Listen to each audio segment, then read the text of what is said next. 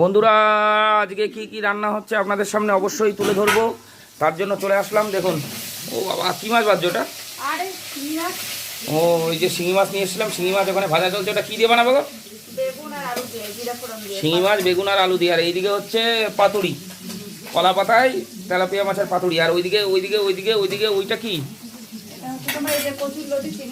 ও কচুরলতি চিংড়ি মাছ দিয়ে। বন্ধুরা কারা কারা খান অবশ্যই কমেন্ট করে জানাবেন। এত সুন্দর খাবার কচুরলতি চিংড়ি মাছ দিয়ে। আর এদিকে শিঙি মাছ ভাজা চলছে।